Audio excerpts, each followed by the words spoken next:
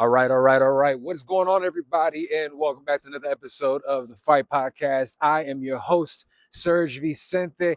And man, there's been a lot going on in the world of combat sports. I'm telling you, and it's just heating up. There's a lot going to be happening. I mean, obviously, we got all the moves that's been happening in boxing right now, all the stuff that's going on with Zuffa, as well as everything on the other side of the street with the zone and everybody signing with the zone. We had some amazing matchups that happened this past weekend. We had a good card on the MMA end with UFC Seattle, and we also had some great action on the boxing end. So we're going to go ahead and talk all about it today.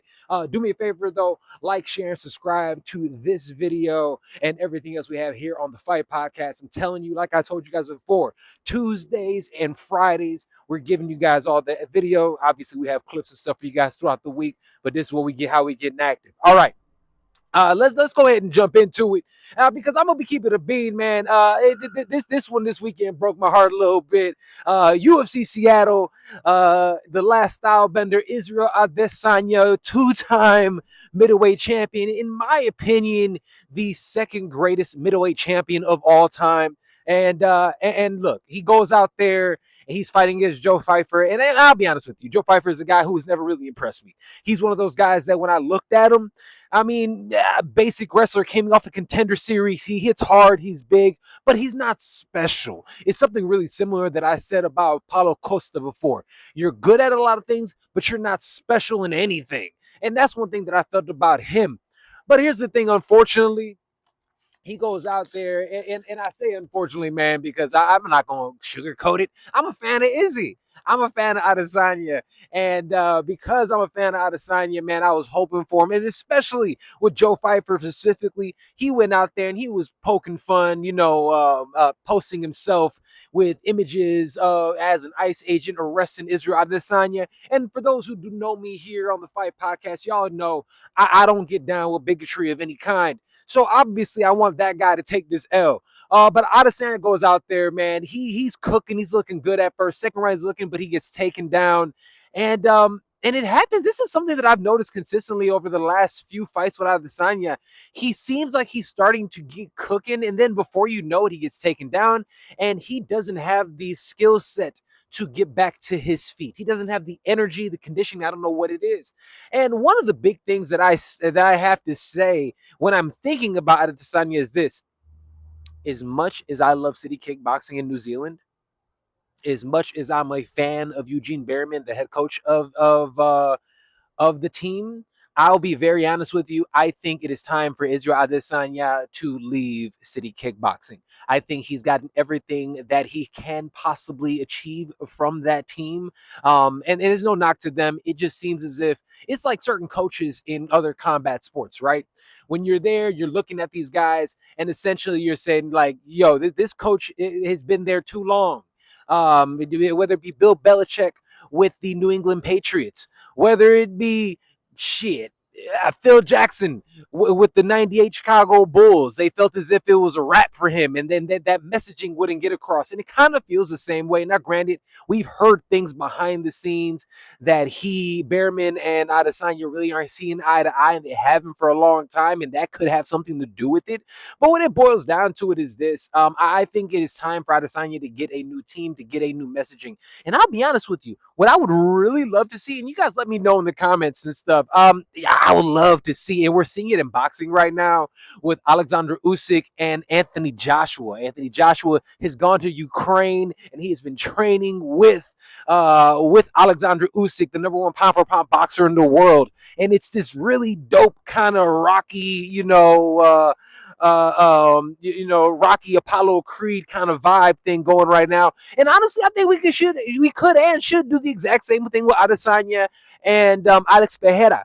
That would be an amazing team. I think they both really pull for each other at this point in time. And because of their rivalry, it's an even better story. So look, salute to Joe Pfeiffer for getting the finish.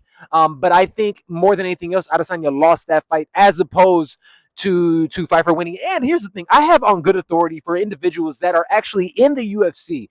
And the reason I'm saying that is he's not just washed is because from what I understand from individuals who are actually in the building is that All week long, his energy was fantastic. His aura was immaculate. He was ready. He was there. He was prepared. For me, when I hear those things, that's game planning. That's a little bit of this, a little bit of that. He's just missing something. And we have to remember with somebody like Adesanya, who was honestly the most active champion that the UFC has seen. You remember that. He's so active. Everyone hates on this man now, but you forget how active and how amazing he was.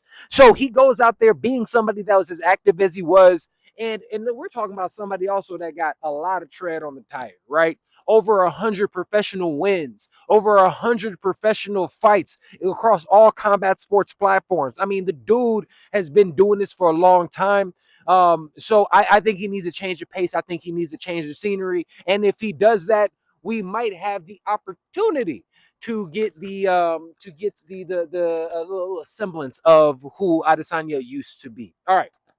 Let's move on to some boxing, man. We had some huge boxing news this week, and I was really excited about it. 154 pounds has arguably been one of the hottest weight classes in boxing. That's super welterweight. So a lot of people obviously were talking about Jaron Boots Ennis and what was happening with him and Virgil Ortiz. I talked about it on this show, along with a lot of other things. So we have Virgil, we have Boots Ennis, and we thought that fight was going to happen. There were negotiations, but the negotiations fell out. Well, guess what happened? My Puerto Rican compadre, my hermano de otro mamá por ahí, Boricua pa que tú lo sepa. He went out there, Xander Zayas, the 23-year-old unified champion in boxing, 154 pounds, calls his shots, calls out the scariest guy in the division who hasn't have a belt yet in Boots Ennis, and that fight is finally taking place. It is signed, sealed, delivered, and it is taking place none other than Brooklyn, New York, none other than Puerto Rican Independence Day weekend, June 27th. It is going to be fantastic. I am telling you. For a lot of us who are looking at this fight, and I know people in the comments and whatnot are going to sit there and look at me and be like, Serge, Xander's going to get washed. Serge, Xander ain't that good. Look, Serge is telling you right now that this fight. Look, and here's the thing: I'm still favoring Boots Ennis. I'm not delusional in any sense. But what I am saying is this: we're gonna have a guy who's gonna go out here, and it's gonna be a much better fight than people understand. Xander's the real deal. Xander's become, and especially since he's become champion, he's more confident. He's big. He fights at 54. Fam, when I'm telling you, and I got on good authority because I do this, my man walks around at about 190 pounds. He's a big boy for the weight class. He is not going to be intimidated. He wants this moment. Yes, the exact same Xander that was at the Super Bowl halftime performance with Benito. He was out there. I'm telling you, this guy is doing all the right things. And if he gets the W against Boots Ennis, I'm telling you, we have a new superstar in boxing. Now, I'm going to say this really quick in terms of Jaron Boots Ennis. Jaron Boots Ennis is a guy out here who, and I'm going to talk about this a little later on, I don't think he really game plans. I think he prepares his ass off, and he goes out there and he can squabble with the best of them. That is the thing about Jaron Boots Ennis. But here's also the thing when I'm thinking about Jaron Ennis is that because of that, people who game plan better have an opportunity to beat him. And I think Xander has an opportunity to do so. All right. Moving right along, let's stick with 154. And like I said, I got little notes in my hand, so I got to switch it up while I'm talking to you guys. We had Sebastian Fundora, the champion at 154 pounds, or one of the champions at 154. He fought the former champion in the 147-pound champion in Keith Thurman. This was a fight. I'll be honest with y'all. I mean, I didn't think it was going to be much of a fight. Keith Thurman, as quality as he was at one point in time, he's been extremely inactive because of injuries throughout his entire career. He's only fought, I think, 5 times in the last maybe 10 or so years. And when you have that, I'm sorry, you're fighting against a guy not only with all of the attributes that Sebastian Fundora has. Sebastian Fundora, every bit of 6'6" also, and great team. Obviously, he's in there with his sister. His father's the head coach. And again, talking about game planning, he puts a fantastic game plan together. He's one of those guys that specifically, in Fundora, that specifically trains for his opponent. So he goes out there, he knows how to utilize his size. And here's the thing, even with his length, he's gotten better at fighting from the outside. But when he gets you on the inside, those long arms, those uppercuts, he looks more sharp than he ever has. And then he went out there and stopped Keith Thurman in the 6th round. So for anyone who's sitting there saying it's an early stoppage, no, he was thumping that boy around the ring, man. And honestly, if he didn't stop it when it would have been really bad. I mean, my man's face looked like ground beef after that fight. It was ugly. And it's just interesting seeing what's happening. So, man, all in all, Sebastian Fundora is honestly the creme de la creme of 154 pounds. Even though Xander has 2 of the belts, if I have to rate the champions at this present moment in time, I have to put Fundora at number 1. And I'm telling you, these are Callum Smith is the other champion, and then Xander has the other 2 belts out of the 4 belts. This is a really, really fun weight class. I cannot wait to see what continues happening. So in terms of the stoppage, like I said, it was a great stoppage. Now let's think of the other champions, and we have obviously the biggest fight in the weight class, which is Xander versus Boots. Honestly, if we're looking at it, Fundora definitely has an advantage because of his height difference. But I think that the other guy, I think Xander has an opportunity because of his weight and his quickness, and his game planning, that he could have a great fight against Fundora. But at the same token, I think Boots Ennis, because of his twitchiness, and those who don't know understand, twitchiness is like his explosiveness. I think he'll have an opportunity to go out there and win that fight as well. But regardless, I think Fundora could also absolutely wash all these guys and be one of the best guys in the sport in general. Salute to him. All right, let's finish up with this. Let's get us out of here on an even higher note, because, man, again, all these fights this week have been absolutely phenomenal. And it was just such a fun weekend of boxing and combat sports. Even there was some wrestling. I mean, anytime I get Roman Reigns on my TV, I'm hyped, right?